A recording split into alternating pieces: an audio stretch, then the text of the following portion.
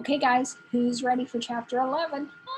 Okay, before we get started, I wanted to mention something that I was thinking about. I realized that it's been a while since I read this, and I was thinking about it, and I was like, wait a minute. I think I've been reading the boys' names with their English translation instead of the Dutch translation. And since the book is set in Holland, which is Dutch, I was like, oh my goodness, I can't believe that. So, because in Holland, as you guys probably know, when you have a J in a name, it's like Joris or Joris. Jan would be Jan. So just so you guys know, from chapter 11 on, I'm getting it properly, and we're going to do it right. Okay. So I'm ready if you guys are ready for the next chapter of our adventure. So here we go. Are you guys ready? And I hope you have to let me know if it's annoying, if I have to look down, or if you guys are okay. I've got the text on the screen so that I can look at you guys more than looking down, or try to. Anyways, because, I'm trying to figure this out, how it works best for you guys, so it's not like, oh, Auntie Virginia, please stop talking to us. Don't even read anymore. That sort of thing. So here we go. Chapter 11, Koba and Betsy. And I might make it a little bit bigger because it's a little hard to see. So just give me 1 second, you crazy kids, and we will be on our way. All right, we are ready. Are you ready? I'm ready. Okay, ready? Ready? Are you sure? Okay, we're ready. On the 17th of September, as the attack on Arnhem started, Radio Orange asked the Dutch railways to go on strike. It was the Queen herself who requested it. The Dutch railway people obeyed at once, though it meant going into hiding. Now, there were no more trains to transport cattle, food, fuel, and men into Germany. But there also were no trains to bring food to the cities, and many Dutch people faced starvation. The Germans had invented a new weapon which they were to use against England, the V1. It was launched in The Hague and made a tremendous racket, which could be heard for miles around. The V1s that failed to go up properly fell and devastated whole areas of The Hague. There was much misery, too, in Zeeland, where the Allies had been forced to blow up the dikes to inundate the fortifications of the Germans. So in other words, so the dikes like dams. So in order to stop the Germans to mess up there where the Germans had set up like these fortifications, like these blockades and everything, the Allies, the good guys, had to blow up the dikes because they held the water, and that would blow out the fortifications. Needed to be done because they needed to wipe out the German army's fortifications, but it hurt the people, like it impacted the people too. It hurt them. Okay, so in Arnhem, the fight was going badly. Many people were homeless there, trekking toward the west of Holland, trundling their possessions in hand carts. The Verhagens heard about all the suffering all over, and they heard about it on the radio or through the underground paper. But even the ordinary Nazi-controlled papers began to be full of distressing items. As October and November slipped by, bringing more and more scarcity, hunger, cold, arrests, and deportations, the newspapers became depressing literature. Oh, listen to this advertisement, said Mother one November morning, as she sat huddled in her coat reading the Hague Journal, while a tiny fire at the bottom of the stove tried hard to keep the frost from forming on the window panes. They didn't have central heat in there. They couldn't just go over and turn a knob, right? Who will exchange fuel for a crystal decanter, a silver tray, a razor, and a child's set of building blocks? Or listen to this one. So she's reading the ads. For fuel, a black Persian lamb coat lined worth 200 florins. Yes, these are hard times, agreed Father sadly. Soon our beautiful trees will fall victim, and the country won't be the same anymore. But, they've forbidden tree chopping, said Dirk Jan. You'll see. People will do it anyway, prophesied Father. Joris was playing with the gray cat which he had fetched from the old mill. Mother had said he could keep it. Now he had a dog and a cat. He felt sorry. He felt He didn't feel sorry, he felt happy. He felt that he was the richest boy in the world and was sorry that others were not as lucky as he. Oh, it's getting quite bad in the country too, continued Mother. I can't get flour or turnip oil on my rations anymore, or matches, or sewing thread, and the farmers want more and more money. Some only want to give in exchange for clothes, and we haven't any to spare. Oh, it's worse for the people in the cities, said Father. We have our apples, and we have vegetables, and I can always fish for eels. Mother dipped into the paper again. Listen to all these recipes for cooking bulbs, she said. Okay, so the bulbs she's talking about, which she'll say in a minute, but so in Holland, you need to pull up a picture if you can. If I should have thought of it and I would have had one ready. But look at the fields of tulips that they would have planted and growing. So the beautiful tulip flowers, right? Well, they were desperate. So they were using the bulbs that go into the ground to eat because they were starving. They would starve otherwise. So Mother was reading the paper and she says, listen to all these recipes for cooking bulbs. She said, tulip soup, tulip mash, fried tulip, roasted tulip, tulip savory, tulip cookies. What do they think we are? Garden plots? It's only a slight difference, Father said. Flour instead of flour. Ha, ha. People will get ill eating that food, worried Mother. See, here it says using flower bulbs is not without danger. Don't eat crocus, hyacinth, daffodil, or gladioli bulbs. Thanks, I won't, said Father. I don't think I would either.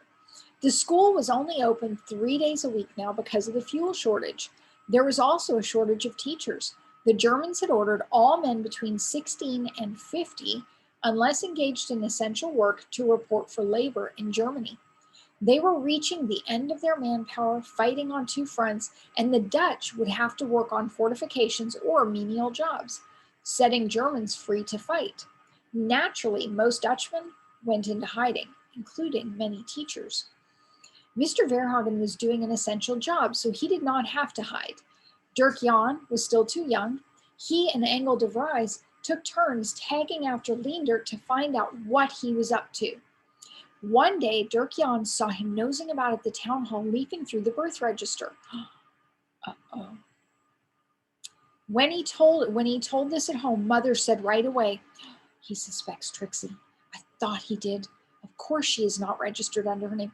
Do you remember how Mother has Trixie from when the family got taken away and Trixie was hidden in the bushes when she was a baby? So Leendert's figuring it out. That it's like, wait a minute, I don't think that baby is theirs. No, they can't trace her back to the Groans, for no one knows they were not all taken, objected Father. I don't know, said Mother. She is getting to look a lot more and more like her sister. Oh, the page turned on me. I was like, what just happened? Ruthie was a little redhead too. As usual, it was Uncle Cor who came to the rescue.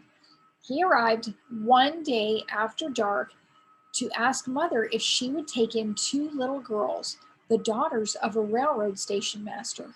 Uncle Cor had found another place for the parents, but there was no room for the children. Mother said, yes, of course. And then she told Uncle Cor of her own trouble. Oh, never mind, he said, that is easy to fix. I can get you a false birth certificate for Trixie in Leyden. You will simply say if anyone asks that she was born there while you were visiting me. I'll send the girls and the birth certificate together. Uncle Cor did not stay long that time. He had too much to do. So many people had to have hiding places. A few days later, a lady from the underground brought the two little girls and also the birth certificate in a long yellow envelope. The lady exchanged a few words with Mother and then left. The two little girls stood in the unfamiliar living room, tightly clasping each other's hands. They could not understand why they had to leave their dear father and mother.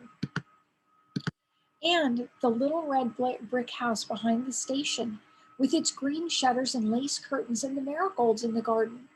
Then one of the little girls saw the cat and she took it into her arms. The cat began to purr. At first, neither little girl would open her mouth, but gradually, encouraged by Mother's smile and a glass of milk, they began to talk. They had had a cat at home too, they said. It was called Mise. Mise had been the finest cat in Ellesmere. You could ask Mrs. Dirks if you did not believe it. Mrs. Dirks had the grocery store at the corner. She always saved the scraps for Mise. And yes, she was taking care of her until they could come back. And that would be quite soon, wouldn't it? This nasty war was over. Koba was in 3rd grade and could read, but Betsy was still learning in her reader about ape, nut, mise, whim. Yes, the cat in the reader was also called Mise. And Daddy didn't like bread pudding, but when it's war, you've got to eat what there is. Isn't that right? Soon it was impossible to stop them from chattering. They were charming little girls with round faces, big blue eyes, and tightly plaited pigtails, like braided pigtails, which curved around like commas. You know, like when you're writing the comma, like that. Mother made their little bed in the second press bed of the living room. The boys would have to sleep on mattresses in the first attic. It was more crowded now in the little living room. There was much more work for Mother to do, but the girls brought a special sort of sweetness with them. Trixie loved them, and they played so nicely with her that Mother found herself freer to do the housework. They helped in other ways too. They neatly folded their clothes and made their own bed. They set the table for Mother and washed the dishes for her. And in the evenings, they'd sit on a bench, their fair heads together, fondling the cat and telling each other stories. The trouble was that they were looking forward very much to a visit from St. Nicholas. And there was so little Mother could do about it. The shops were empty of sweets. In normal years, they would have been full of the most fascinating confections in pink and white and gold. There were no toys either, and Mother had little time to make anything. Without oil for lamps, the days were very short. The family had to hurry with their evening meal to get it eaten before dark. They had to leave the dishes until morning. It was not a festive way of life. Yet Betsy's faith in St. Nicholas' coming was undaunted. He always comes to visit us, she said. But we've moved, Koba worried. Never mind, Betsy consoled her. Mrs. Dirks will tell him where we live and where we're staying. But won't the Germans stop him? Koba wanted to know. No, said Betsy scornfully. St. Nicholas is much smarter than those old Germans. But they've got guns. Koba was still worried. You'll see, Betsy assured her. He'll be here with a big bag full of candy. It brought tears to Mother's eyes. How disappointed that child would be when the time arrived and nothing happened. Often beggars came to the mills now. Starving people, young children in rags with emaciated faces, old men on quivering legs, women wrapped in shawls, carrying babies. They came from the cities in search of food, and Mother always gave. She invited them to share a meal. She put a little extra fuel on the stove to warm them. She took from her small hoard of food so that they would have something to carry home. Always they left a little more cheerful than when they had come, but it saddened Mother's heart that she could do no more. Then, one day she had another visitor, Leendert Schneiderhans. He wanted to know who the little girls were who he saw playing at the mill. You collect them, don't you? He said with a sneer. Mother wanted to know what he meant by that, and he told her that he noticed Trixie had not been registered in the village. Mother showed him the forged birth certificate, and that obviously disappointed him. He looked quite crestfallen. Trixie would have been such a nice little feather in his cap. With a sigh, he handed the birth certificate back. What about those? He said, and he was a little less sure of himself. Then he points at Koba and Betsy. Now, Mother gave him a special piece of her mind. She told him just what she thought of Dutchmen who worked for the enemy. She said that he had no business prying in her affairs, but for his information, the girls were nieces of hers who hadn't had enough to eat in the city and had come to her for their help. Did he want to see their birth certificates too? She added sarcastically. There was a little slowness there. So she was mad. Leendert had stuck his nose in one time too many, and she was mad at him for working for the enemy and all of that. So it's like, I don't blame her. Leander was already backing out of the room. When he'd gone, Mother saw Joris staring at her. "What a lot of lies you just told," he said in a shocked voice. Mother sat down beside him and took one of his lean brown hands in hers. "Darling," she said, "don't you know that if I hadn't told Leander lies about Trixie and Koba and Betsy, we'd have the Germans here in no time to fetch them in their van? Do you think God would wanted me to tell Leendert the truth about them?" Joris frowned. "No," he admitted, "but Father Koba said a lie is always bad." "Normally, yes," agreed Mother. "It is bad when you hide the truth from someone who has a right to it. And in a normal world where people try to obey God, everyone has a right to the truth. But when you know that the other person is going to use the truth to rob, to maim, and to kill, do you think he still has a right to that? The Germans, may God forgive them, broke their treaty with us, invaded our country, bombed our cities, chased away our lawful government, killed or deported our men, women, and children. They robbed us of anything they could lay their hands on. Do you think they have a right to the truth? And Leendert is in it to pay the German, is in the pay of the Germans. You are right to hate lies, my dear, but remember that truth itself becomes a lie in the twisted minds of our conquerors." Mother had spoken passionately, and Joris nodded. He'd felt it all vaguely himself, but it had been a shock to hear Mother say something that was not true. Then he looked at the fair little girls and red-headed Trixie and was glad that his mother had lied.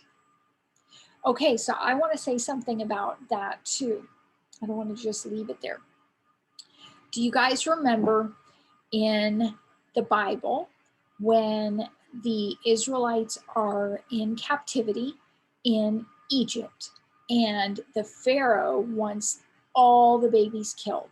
He's like, they're getting too many and they're going to take over. And so there's too many of them. We need to bring their number down and not let their number get any bigger. So he said, tell the midwives to kill when they're delivering the babies, that the baby boys were supposed to be killed. Now, when the midwives would go, they wouldn't kill the babies. They would let the babies live, and they would deliver the babies and let them live and be healthy. Well, Pharaoh heard that all these babies were still being born, right? So he's like, what's going on? I said to kill the babies. And the two midwives said, wow, the Israelite women are so much stronger than the Egyptian women that we can't even get there in time. They have those babies before we even get there. So we can't kill them when they come back because they're already there. So they've already had their baby and they don't need us. So, okay, so they lied because they were actually delivering the babies.